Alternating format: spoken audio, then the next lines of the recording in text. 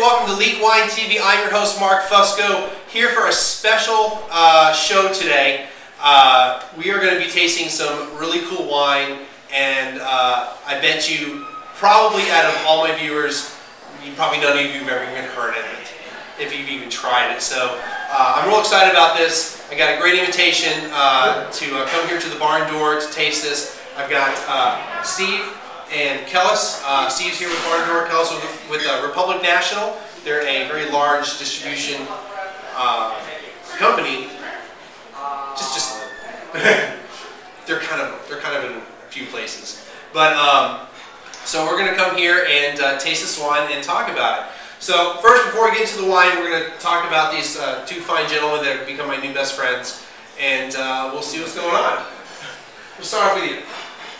Well, I'm Steve Straus, the general manager of the Barn Door restaurant, and we have been remodeling a little bit. We opened up our new room, the Kellis room in the restaurant, the wine room here, and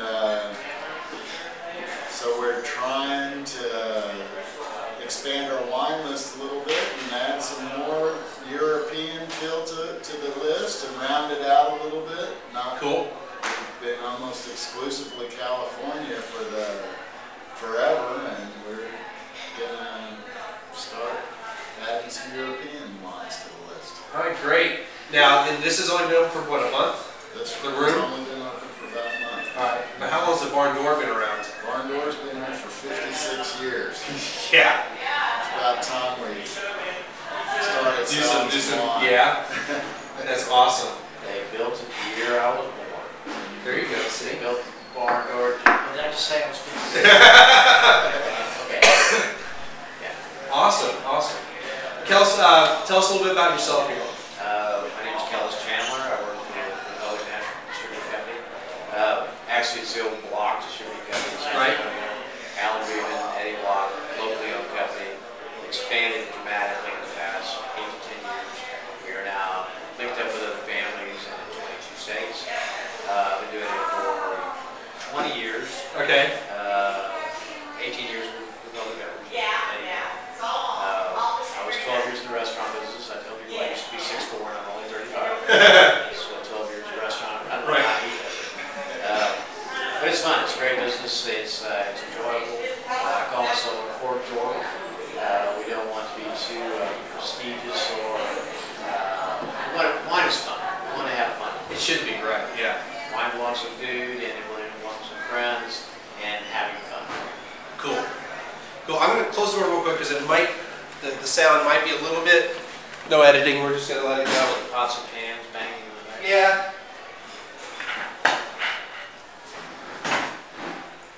Take my direction from other people that do the same thing. They don't worry about editing for stupid stuff like that. I just do one shot, as everybody knows. They've seen some of my mistakes. When it comes to like reviewing wine, and once you start tasting it, it's like, well, you can't go, I didn't come out right. Let me try it again. I might as well just go all the way through. Sure. But all right, so tell us about this. This is I'm actually going to pull this up a little bit because normally the camera's a lot closer. This is the Albino Armani. Now they put the, was it Foja Tonda or Foja Tonda? But it's also called Casetta? Casetta. Casetta. So tell us all about this and why it's so special. Well, first and foremost, when you say anything in Italian, you have to pronounce every syllable and you have to kind of sing the song. Okay. Albino Armani Casetta. I should know these things. I'm half Italian, but yeah, I grew up here. And of course, you have to use your hands. Right, but I grew up here, so there's no rule like. Sorry, no offense to all the San Antonio peeps, but there's no Italian culture down here. As far as all the other little technicalities about this wine, I have to read it. Yes, okay. You are correct. The local dialect is Foja Tonda. Excuse me. And as you said, it is from northeastern Italy, which is actually a cooler growing region. When you get up to the Veneto and the area of northeastern Italy, you're actually you don't know whether you're in Switzerland or Germany or Italy. A lot of blonde, blue-eyed people up there, etc. There you go, exactly. But this is a native grape of Italy. And by the way, to really humble everyone about wine, there's over 2,000 varietals just in Italy. Okay. Which is horribly humbling. This particular one is very interesting, extremely well done. They discovered, I think there's only 25 acres of it when he first discovered it. And to be really honest with you, there's several indigenous grapes in Italy right now that they're saving. A few of them they shouldn't bother. He's like, seriously, no. I won't mention them, but they come up all the time. People come up and go, oh, here's a new native grape that we've discovered, and they're trying to save this grape. And you try the wine, and you go, well, okay, maybe they should let that one go. But this particular wine, everybody in my company, everybody that's tasted it has been very impressed. Okay. Very, very easy to drink, very interesting. And when we drink it, I'll make a couple more comments about where we think it might have come from. Cool. That's awesome. Well, I say let's go ahead and just get into it, and let's check it out. So I am absolutely excited about this. And like I mentioned to these guys before, the whole sommelier school thing and this week's sommelier school, the fact that it's Northeast Italy, and I wasn't really sure where this was from, and when I got the initial invitation to do this, I did more research, and then I was like, oh, that's awesome. I spilled some on me. That's all right. Spit bucket. Spit bucket, yeah. Professionals use spit buckets. Yes. I have a tin. I have a tin for my spit bucket. So it's for ginger snaps. That's because it was available for the very first show. I didn't have a spit bucket. I'm like, what am I going to use? I'll just use the red tin. There's a story as to why the red tin is there. It's well, trust me, we'll be drinking some of this. All right, so let's just check it out here. You know why you spill the wine, right? Yeah, it is. It's a little cool. It looks cool, yeah. That's what it is. When you see somebody doing this, oh, they're really cool. They're really cool, yeah. Yeah, I know. There's some skills. I see people do that. No, we'll do this. I like that. I definitely like this. It's 7:30. It's 7:30. Drink it. Hey, you don't have to spit. Just drink it. Actually, we have meetings every Friday morning. They start at 8:30 with suppliers. We usually have about 15 wines by noon. Nice. You have to spit everything. Oh yeah, you do. You really do. Well, when you really do like more professional tasting, and this, like tomorrow I'm going to the grand tasting.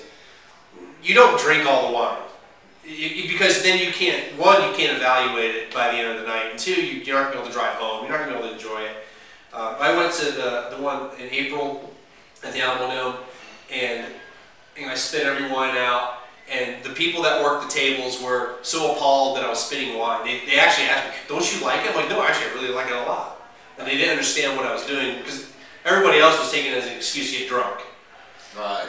The Cailerin, I believe that was the Cailerin. Yeah, it was. And it's a great event because I think it gets a lot of people out that normally don't consume wine, and that's kind of what it's all about, is to get people to try things. Right. But as far as being a lot of very serious wine tasters, they're probably not. No, and you can tell because the people that are at the tables, yeah, the people at the tables really, they didn't really know anything. You know, you can tell they're probably volunteers. They were probably volunteers. They were just told, just pour some wine, and they didn't know anything. So 13.5. Yeah. 13.5. That's a cooler version.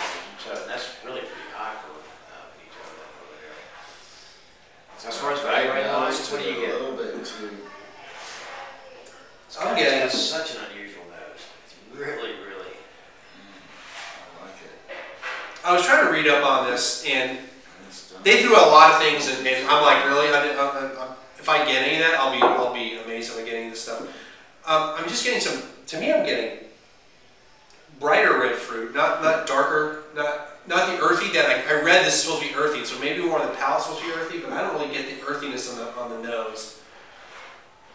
I was trying to study ahead of time to see what I was supposed to get, but there's a minerality in there. Yeah, okay. It's almost like the pit of some fruits. Like cherry pits. not quite. It's really unusual. And there, to me, there is some earthiness in there, and a little spice, perhaps. I get more of the spice. Very inviting. And definitely old world. I would not classify this just from smelling it as a new world wine. Right. Even though it's got 13.5% alcohol content. It's got a great nose to it, if you ask me.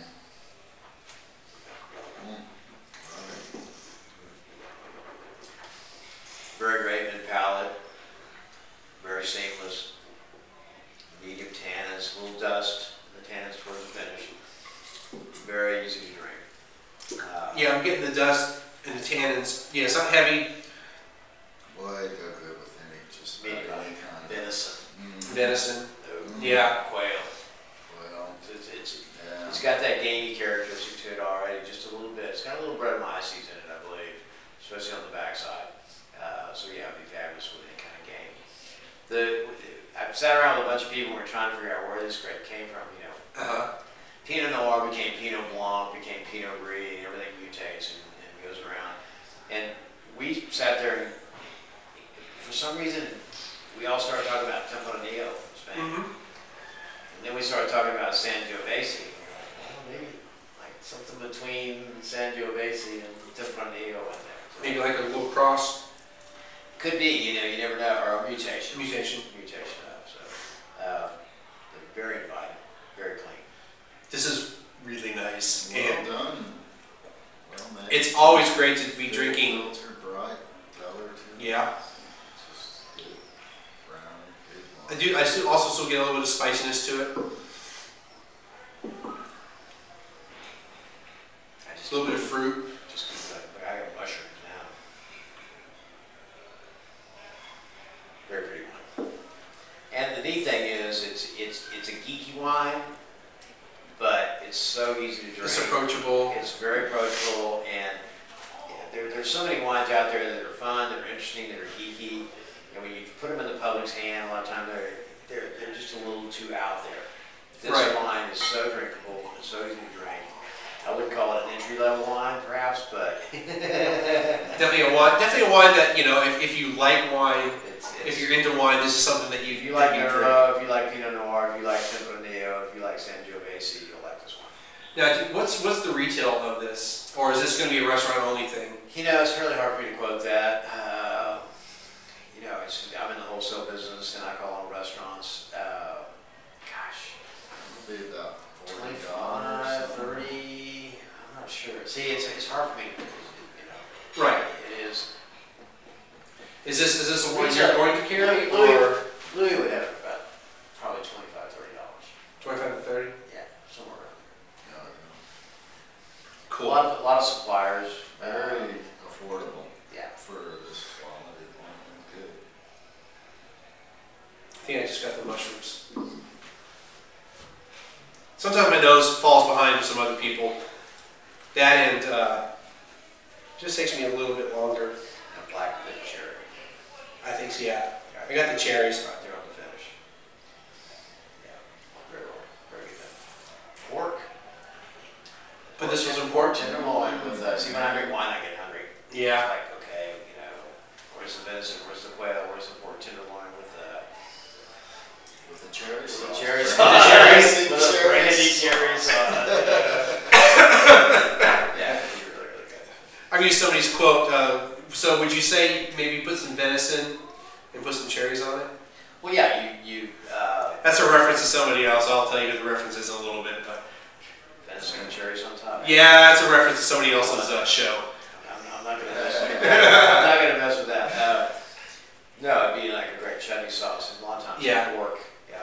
People use like a blueberry or a cherry chutney. You know, Okay. cook it with, etc. And use it. Get that incredible dense demi glaze at the end with that great. Yeah, this would work perfectly with that. I agree. I think this is awesome wine. Normally when I do like interviews, well, I don't do many, but when I do interviews with people that have something to do with the wine, I don't necessarily score it. As far as like my Skype interviews, because I'll do some online Skype interviews, so if I have a winemaker, I won't necessarily, I'll just say I like it or not. I won't necessarily put a score. I'll tell you, I like this wine. I like this wine a heck of a lot. It's a perfect 100. Oh, of course. Everyone's a perfect 100, right? But let me throw something else in before you score it. The name of the company that brings the wine in is called Underdog. Underdog. I did see that on the back. I forgot that. So they have a great lineup of wines. They have some very interesting wines. Very good wines. That is cool. You know, I'm gonna see. I'm really bad with giving out any scores above a 90 because I don't know. I just kind of feel that if it's gonna be a 90 or above, it's really gonna wow me. And I haven't had too many wines, my personal palate, that wows me. Though I did have one this week that I thought was really good and it really was perfect for me, and I gave it a 90. I think I'd give this like a 91, 92 because I'm wowed by it. So I'm no Robert Parker, but I can tell you that. What was the other wine? It was actually, of all wines, it was Fire Hose Gewürz. Which they don't make that. They make a Fire Hose Riesling now, which I'm really disappointed because the Gewürz was wonderful. They gave it exactly a 90, and it's perfect for my palate. Is this the Riesling? They don't make it. They don't make the. Yeah, they don't. This is it. They don't make that. Yeah, they don't make the Gewürztraminer anymore. They still have bucket. But yeah, they only make when you go to the website. They only show the Riesling. They have no mention of this, and this. I don't know if was it 2007 I had. We'll have it from. Yeah, this is back when they called it Rebel Wine, but now they're called Three Thieves. We'll have it for about another probably 3 to 6 months. Cool. Yeah, it was at my local World Market. Is where I buy a lot of wine. So when it comes to rating wines, if I can comment, it's very American. Okay? Right. I have to say, especially men, they're going to go. I want to learn about wine, so they go.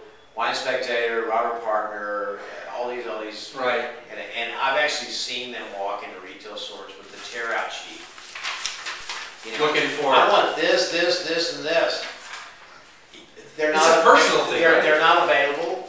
Okay? Right. By the time they get published like that, they're not available, and you're going to be paying a lot of money for something that's probably a great wine, but are you going to understand it? I always recommend that people go to a wine shop in their neighborhood, where they get to know the wine people there and let them know what your palate is, what your taste profile is. They do wine tastings constantly. Right. And bounce off of that. Yeah. Find where your little niche is and don't ever be afraid to experiment. If we were born and raised in Italy or France, we'd be drinking wine since we were 5 years old. We'd be drinking watered down wine with our meals, like milk. But it's a way of life. It's simple. It doesn't take scores, to necessarily enjoy wine. That's fine. Yeah, and I do the scores. I think a lot of course, Americans, and we do all these scores to kind of, give people kind of an idea of what we think of it. But really, the way I look at it, if I say I really like a wine and I give it a good score, listen to what I say I find in the wine, and you'll eventually learn that there's certain things about my palate that I like that I'm going to score wine higher. I mean, these two guys could have given this thing an 82, or they could have given it a 70, they could have given it 100, who knows? Robert Parker would give that an 84. An 84? Robert Parker, it's very well respected, but he loves huge, extracted, over-tannic wines. Robert Parker was actually kicked out of Burgundy about 10 years ago because he doesn't understand Burgundy. He has to send someone else in. They will not allow him in Burgundy. He has to send someone else in to evaluate because he doesn't understand Pinot Noir. Yeah. He wants big, extracted, huge, tannic wines. And if you understand that when you read Parker, if that's what you're looking for. But as you progress, in my opinion, about wine, as you learn more about wine and enjoy wine with food, you'll probably take a step back to things that are a little more elegant, a little more refined, and easier to drink with food. Easier to drink, that's what I was thinking. Yeah, I mean, I like to be able, I like to be able to have wine that pairs well with food, but I also like to be able to have a wine that I can just drink. I don't necessarily need food with it, but it helps to have it. But it's just nice if I come home from work and I just want some wine. Like last time when I came home from work, I drank a glass of the Fire Hose. You drink white wine? Oh yeah! Oh my God! I drink white wine, and I love it. And about a month ago, I did a little quick analysis of how many whites and reds I've done on the show, and I came down to, it was almost exactly a 50-50 split. Good. I mean, I buy wine, I just look at, wow, you know, I like wines. I like Gewürztraminer, I like Pinot Grigio, I like Rieslings, kind of. Chardonnays are hit and miss for me. I like the unoaked, I like Chablis type, you know. Chardonnays, I don't like overly oaked Chardonnays, so like, today's wine, this is Friday by the way, today's wine is Running Hare out of Maryland, and they have a Chardonnay, and I gave it like an 88. I liked it. They said it was lightly oaked, so what did they mean, I don't know, but it didn't have this like buttery, over-the-top taste to it. It was almost like a cleaner, crisper, like I had a Passaggio wine, which Cindy was so gracious to be one of my first Skype interview, and when I did like the prep for it, I asked her, you know, is it an oaked wine, is it not? She was unoaked. I'm like, perfect, because now I'm not going to feel bad about saying I don't like the wine. You know, if it was like a really heavily oaked Chardonnay, like so it was say like a Kendall Jackson Chardonnay, like it has its place. They pulled back on it. It's you know, but it's kind of it's interesting. Americans have kind of a herd mentality, and 10 years ago it was big oaky buttery Chardonnays. right. Now everybody, in fact, I saw a wine one time that was 200% new oak. They were putting it in a barrel and aging it for a year, and then putting it in another new barrel. Oh my goodness. That was just sort of. Now we're running in the other direction. Unoaked, Yeah. no steel. Yeah. malolactic fermentation, etc. The problem is, and what we're running into, you have to have really great grapes to start with. And Chablis, which is a cooler growing region, and we're not talking about the jet wine, okay? Right. You're talking about the real Chablis. No oak, no malolactic, no bells and whistles. Winemakers love to play with Chardonnay because they can stir the lees, they can barrel age it, they can do malolactic fermentation, and they can put their signature on it. What they're finding now is some California Chardonnay just isn't that great. It needs all those bells. Needs all that makeup, all that oak. Yeah. Exactly. It needs the makeup. Yes, and there's I forgot who coined that, but I've seen it I think being Woody used. the Luna actually talked about that. Verbiage is a great example of something, a California Chardonnay that's just almost perfectly Chablis-like. And he has fantastic grapes. He, by the way, was the man that made Chateau Montelena Chardonnay the year it won the Paris tasting in 1976, which brought American wines to the forefront. But it'll be interesting to see where we evolve. Our concern in the wine business is, as the global market, as everybody starts doing all the same processes, everything becomes more homogenous. And when you're blind tasting wines, you were speaking earlier of blind tasting, you know, it used to be so easy to tell the difference between an old world wine and a new world wine. Now, it's getting tough. And the fear is, as we start using all these very sterile systems worldwide, then wine's going to be more homogenous. And so that's another reason why this wine is interesting. It's out there, it's geeky, it's being preserved, and they'll probably continue to make it in the style it is today, without becoming, like I said, too homogenous. Got it. Well, guys, I really appreciate you. I appreciate you guys inviting me down here to the barn door. What's that big steak he has to eat now? Was it like 64 ounce? 72. 72.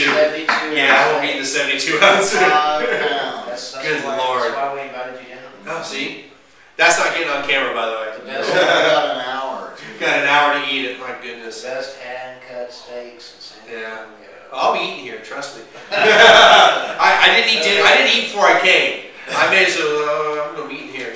But I definitely appreciate you guys inviting me down here, trying some wonderful wine. And as always, if you have any questions, send me emails. You can friend me up on Twitter, Facebook, whatever. I'll get links for these guys. If you have any questions, you can go to the websites or contact them about anything you need. And we will see everybody again on Friday. Don't know what the wine's going to be because I haven't bought any yet. So I'll be buying some wines from our newest retailer in San Antonio, Specs, in about a few days. Probably Tuesday or Wednesday I'll buy some new wines. So we'll see everybody again next time, and thanks for stopping in.